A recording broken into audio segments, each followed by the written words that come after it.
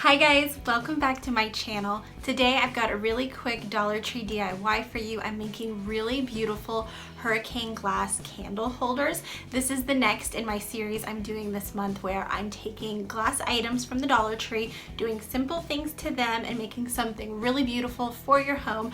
I'll put a link below to my Dollar Tree playlist so you can see the other projects I've done in this series. You're just gonna need 2 different items for this project. It's gonna take you about 30 seconds to do. I'm so excited to share it with you. Let's get started. I'm starting with these glass vases. You need 2 to make a set. The vases are in the floral section of the Dollar Tree. And then I'm using these little votive candle holders. The candle holders came 2 in a pack, so you got 2 for $1.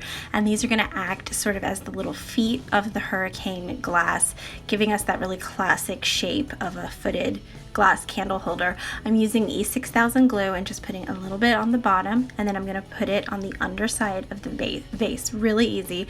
You'll see I didn't take the stickers off. They weren't coming off easily, and you're not going to be able to see them once you put a candle inside. Anyway, I'm going to do the same to the other vase, and that's really it. Let these dry for 24 hours, and then you will have a beautiful set of hurricane glass candle holders. I think these look so much more expensive than they are. Just $3 gets you 2. If you wanted to just make one, it'd be $1.50. You could make a whole bunch of these for a table centerpiece. Really, really pretty.